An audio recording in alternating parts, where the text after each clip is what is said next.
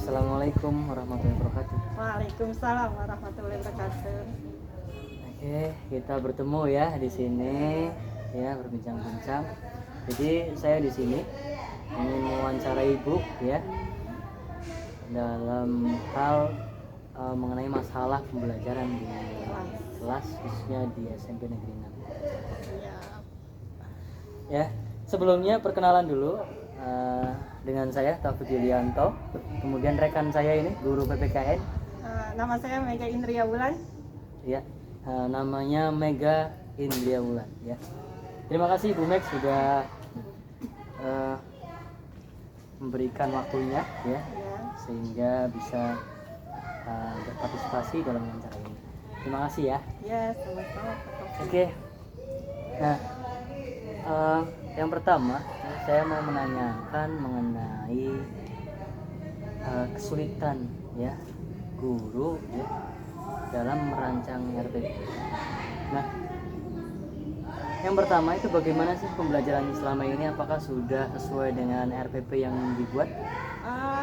Kalau jika dibuat itu, tapi tetap saja saat kita sudah di kelas, karena dengan siswa yang heterogen, yang bermacam-macam, bervariatif, terkadang RPP itu akan berubah. Lalu kita akan membuat RPP revisi agar kedepannya pembelajarannya lebih baik lagi dengan memperhatikan siswa yang heterogen tersebut. Oke, berarti Bu Mega telah menerapkan RPP ya. Ya. Nah, jadi Bu Mega membuat RPP kemudian diterapkan dalam pembelajaran. Nah, apakah ada kendala Bu Mega dalam membuat RPP itu? Kalau membuat RPP pasti ada Pak. Salah satunya itu menentukan atau memilih metode pendekatan. Ya, yang seperti tadi saya sampaikan, karena siswa kita bervariasi, bervariatif, pasti kita juga harus menyesuaikan pendekatan apa yang cocok untuk siswa kita itu gitu. Terus metodenya seperti apa, terus modelnya juga seperti apa, agar semuanya terakomodir siswanya itu untuk pembelajaran kita. Ya, berarti ada kesulitan ya untuk membuat RPP. Ya, tadi disebutkan bahwa kesulitannya untuk menentukan model pembelajaran ya, bagaimana yang sesuai dengan karakteristik siswa didik, yang sesuai dengan materi pembelajaran. Nah, menurut Bu Mega, apa sih penyebab guru itu sulit untuk membuat RPP?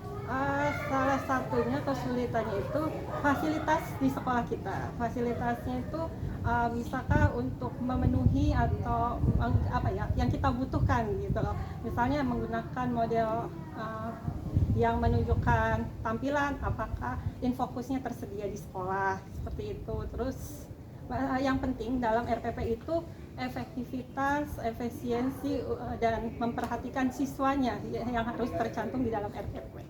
Iya, jadi penyebabnya itu karena sarana prasaranya Ya, kurang fasilitasnya. ya. Ketika di RPP-nya kita sudah merancang ya media ya ada LCD gitu ya, kemudian ingin menampilkan video, tetapi ketika pembelajaran kita kesulitan karena tidak ada LCD-nya gitu ya. Jadi fasilitas di dalam kelas juga masih kurang. Iya.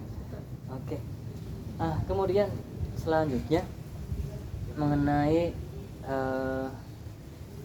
pembelajaran di kelas ya. Ketika Bu Mega melakukan pembelajaran di kelas itu apakah terdapat peserta didik yang minat belajarnya atau minat bacanya itu rendah? Yang saya alami selama mengajar Pak, pasti di setiap kelas itu dari 32 siswa pasti ada siswa yang memiliki minat baca yang rendah. Jadi tidak semuanya memiliki minat baca yang tinggi Pak. Pasti adalah beberapa dari 32 orang. Nah, dari beberapa itu apakah bisa dijelaskan Ibu laki-laki semua atau laki-laki perempuan atau gimana? Bervariatif Pak, tidak semuanya laki-laki, tapi ada laki, ada perempuan. Karena kan kita juga jumlah siswanya bercampur ya Pak, tidak semuanya laki-laki seperti itu. Nah, kemudian mengapa ya ketika Bu Mega itu menerapkan pembelajaran ya di kelas, siswa itu mengalami apa ya, kesulitan atau minat belajarnya itu rendah? Itu alasannya? Bisa jadi dari diri siswanya sendiri Pak, kurangnya motivasi untuk belajar.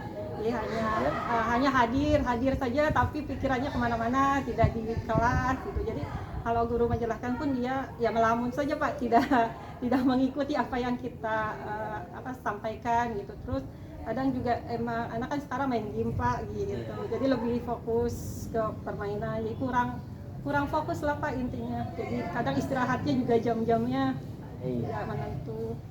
Iya, di kelas saya juga begitu. Jadi untuk bagian depan sih lumayan fokus ya, tapi bagian yang belakang tuh biasanya laki-laki tuh susah konsentrasi, susah fokus, sehingga ketika kita menyuruh anak untuk membaca itu kadang diabaikan gitu. Jadi mereka ya emang minat belajarnya itu, minat bacanya masih rendah. Nah kemudian bagaimana sih strategi Ibu ya dalam mengatasi peserta didik yang minat bacanya itu masih rendah? Salah satu caranya adalah mengajak siswanya itu Pak untuk dalam pembelajaran, siswanya diajak berpartisipasi agar dia juga ada tumbuh rasa minatnya, terus menyediakan buku-buku yang menarik. Salah satunya karena mungkin kalau pelajaran mah terlalu membosankan, mungkin ada untuk literasi buku-buku lainnya selain buku pelajaran. Nah, tadi kan yang disampaikan berarti harus ada buku-buku yang menarik untuk siswa. Betul. Apakah selama ini belum ada buku yang menarik yang disajikan? Kalau untuk pelajaran kan sudah memang dari Kemendikbudnya tersendiri ya Pak ya, kalaupun ada LKS sebagai penunjang. Tapi kalau untuk di sekolah kita, untuk buku yang menarik ada di perpustakaan. Atau siswa juga diberi waktu di jam pertama Pak, di sekolah kita 20 menit itu buat literasi. Baik itu anak-anak membaca novel atau baca Al-Quran atau baca apapun yang kira-kira yang setidaknya menumbuhkan minat membaca siswa. Terima kasih luar biasa penjelasannya. Nah kemudian untuk permasalahan yang lain ya, tadi kan minat baca didik itu masih rendah. Nah bagaimana menurut Ibu ya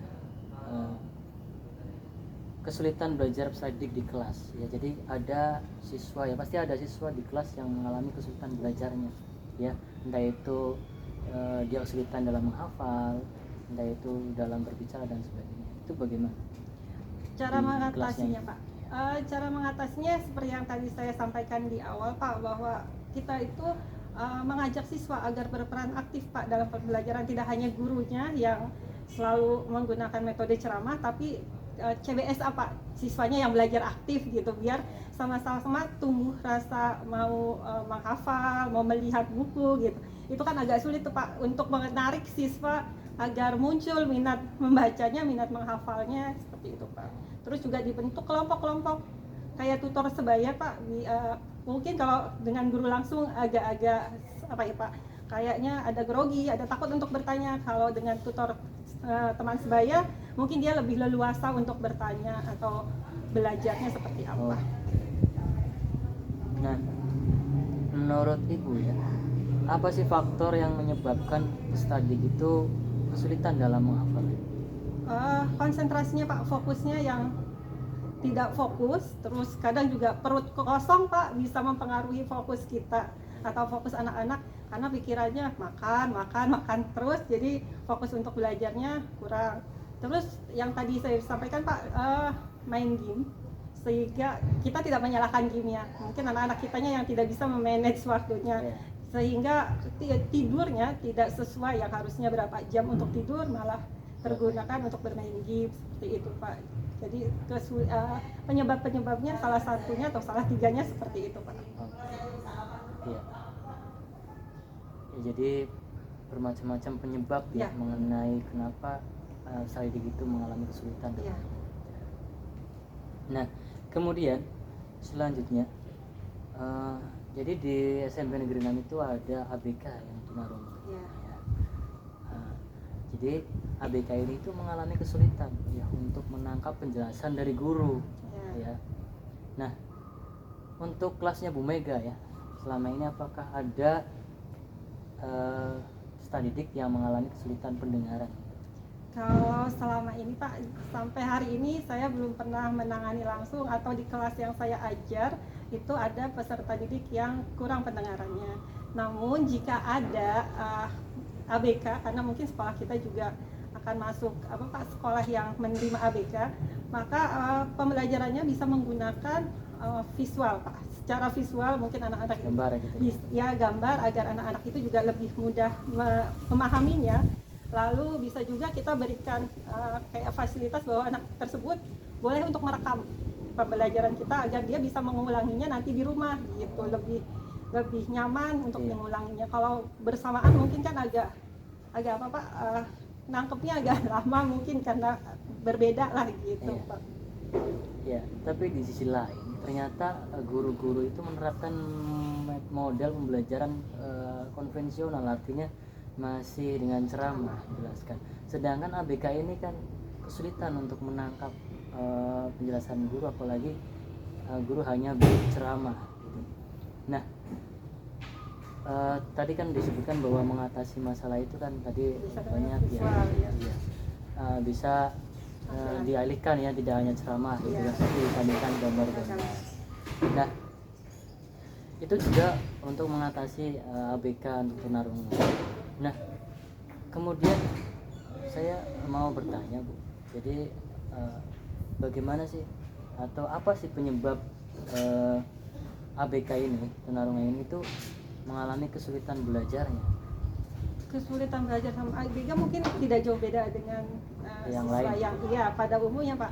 Ya itu kadang mungkin lebih cemas Pak, lebih mudah cemas melihat teman-temannya dalam artian normal gitu, mungkin dia merasa minder, akhirnya dia mudah cemas, mudah stres.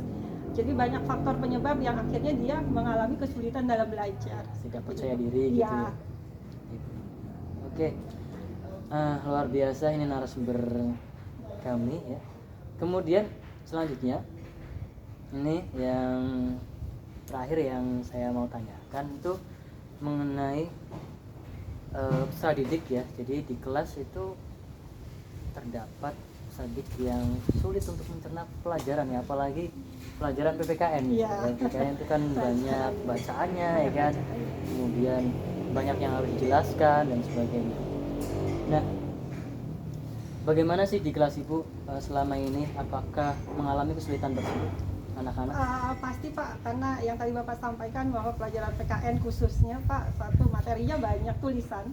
Walaupun ada beberapa gambar tapi terkesan membosankan. Dari dulu eventnya sepertinya pelajaran PKN adalah pelajaran yang menjenuhkan dan membosankan.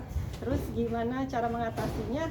Ya seperti yang sebelum-sebelumnya, anaknya diaktifkan untuk biar gurunya tuh tidak selalu ceramah atau permainan seperti menjodohkan, seperti memasangkan atau bermain dengan teka-teki silang. Itu kan memunculkan minat anak untuk belajar seperti itu. Nah, kira-kira menurut Ibu apa sih penyebabnya peserta didik itu mengalami kesulitan belajarnya? Mencerna penjelasan dari guru itu sulit, itu apa sih faktornya? Bisa dari faktor lingkungan, baik itu lingkungan sekolah maupun lingkungan masyarakatnya. Di sekitar rumah dia juga berpengaruh Pak, atau dia sedang sakit, kesehatannya juga sangat berpengaruh penting. Anak yang sakit biasanya tidak akan konsentrasi mendengarkan pelajaran, tapi dia masih punya semangat untuk hadir ke sekolah. Karena kan biasanya kalau sakitnya tidak terlalu parah, hanya batuk pilek, mungkin anak masih bersemangat ke sekolah gitu. Jadi salah satu penyebabnya bisa dari lingkungan, faktor diri siswa itu sendiri, atau dari faktor luarnya. Nah, kalau faktor luarnya itu bagaimana? Dari lingkungan, misalnya dari lingkungan rumah Pak. Lingkungan rumah itu tidak mendukung. Rumah yang bukan artinya bangunan rumahnya yang tidak mendukung, tapi suasana untuk belajarnya tidak mendukung. Misalkan ada pertengkaran orang tua yang anak saksikan, itu kan bisa membuat anaknya pikiran dan stres gitu. Jadi tidak ada support buat anaknya, malah menurunkan anaknya itu dalam belajar. Juga termasuk faktor dari lingkungan sekitar ya, teman-temannya juga mempengaruhi. Ya, jadi ada teman-teman yang memang mengajaknya untuk ke hal-hal yang memang tidak